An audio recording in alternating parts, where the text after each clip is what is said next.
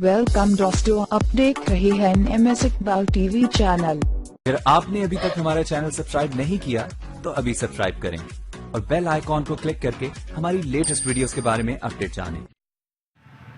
बिस्मिल्लाहिर्रहमानिर्रहीम।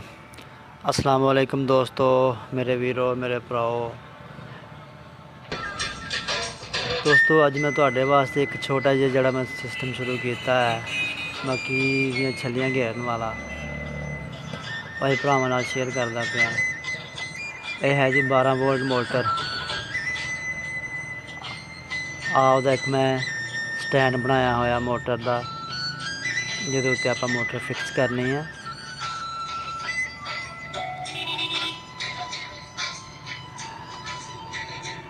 नाल सपोर्टां लाइया हुई ने उन्होंने मतलब खड़ा करने वास्ते।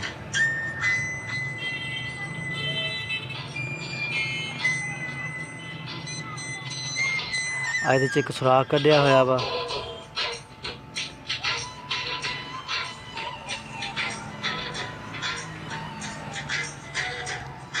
ਇਹ 12 वोल्ट मोटर के ਜਿਹੜੇ उत्ते बने हुए ने उन्होंने आप ਇਹਦੇ ਨਾਲ फिक्स करांगे।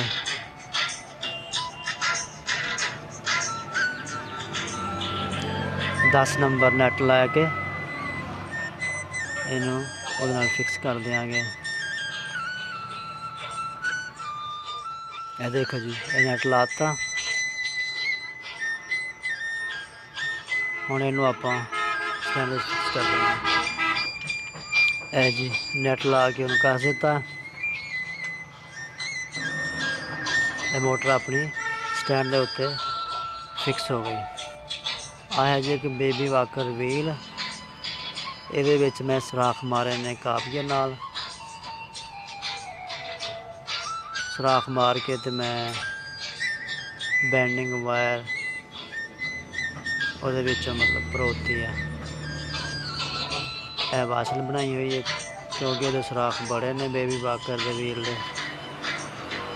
ये दो साइडों से वासलां रखियां ने। वासलां रख के ते एक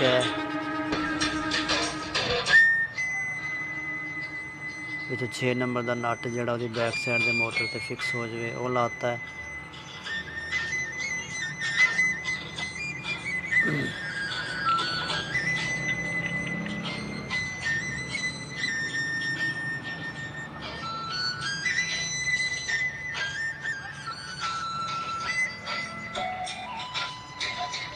दोस्तों वासना रख के उत्ते नट कस देता है जो फिक्स हो जाए। लो जी, यहाँ कस के आप मोटर की बैक साइड से इनू चंगी तरह टाइट कर देना है।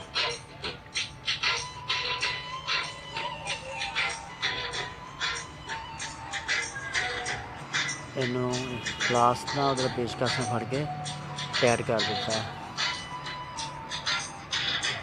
ये 12 वोल्ट मोटर दोस्तों तुसी डायरैक्ट बैटरी ते भी चला सकते हो, डायरैक्ट प्लेट ते भी चला सकते हो।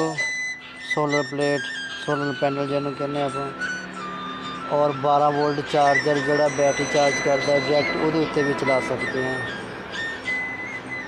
इनू मतलब तुसी जोड़ा है किसी भी तरीके नाल चला के अपने काम च लिया सकते हो। यह हुण आप 12 वोल्ट बैटरी तो चला रहे हैं। और एक डिमर है जी जरा 12 वोल्ट मोटर इस नाल लाया होया वा। 5 पॉइंट बने हुए ने।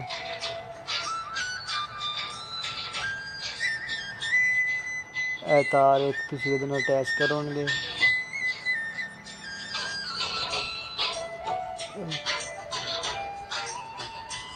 लाल तार लाल ना कर छड़ी।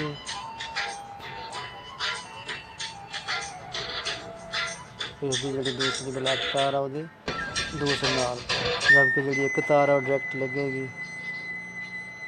इहदे नाल तुसीं इहदी स्पीड कम या ज़्यादा कर सकते अपने हिसाब नाल।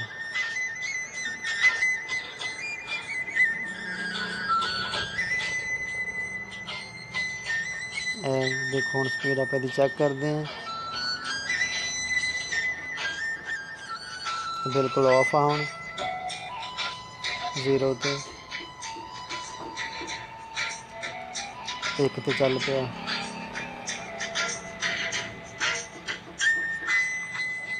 ਆਫ ਹੋ ਗਿਆ। ਇਹ ਦੋਸਤੋ ਹੁਣ ਇਹਦੀ ਫੁੱਲ ਸਪੀਡ ਹੈ 5 ਤੇ 4 ਤੇ ਉਸ ਤੋਂ ਥੋੜੀ 3 ਤੇ 2 ਤੇ ਫਿਰ ਤੁਸੀਂ ਆਪਣੀ ਮਰਜ਼ੀ ਨਾਲ ਜਿੱਥੇ ਮਰਜ਼ੀ ਨੂੰ ਐਡਜਸਟਮੈਂਟ ਕਰ ਸਕਦੇ ਹੋ ਇਹਦੀ ਸਪੀਡ ਨਾਲ।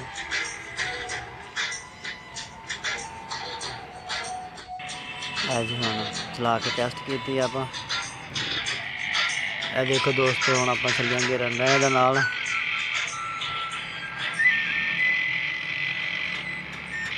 ਇਹ ਜਿਹੜੀ ਮੱਕੀ ਆਪਾਂ ਬੀਜ ਵਾਸਤੇ ਦਾਣੇ ਬਣਾਉਂਦੇ ਆ ਇਹ ਉਹਦੇ ਵਾਸਤੇ ਕਾਮਯਾਬ ਚੀਜ਼ ਹੈ, ਕਿਉਂਕਿ ਜਿਹੜੀ ਮਸ਼ੀਨੀ ਗਹਾਈ ਹੁੰਦੀ ਆ ਉਹਦੇ ਨਾਲ ਦਾਣਾ ਅੱਗੋਂ ਟੁੱਟ ਜਾਂਦਾ ਵਾ, ਜਿਸ ਨਾਲ ਦਾਣਾ ਮਤਲਬ ਫੁੱਟਦਾ ਨਹੀਂ ਗਾ, ਅੱਗੋਂ ਮੁਤਾਸਰ ਹੁੰਦਾ।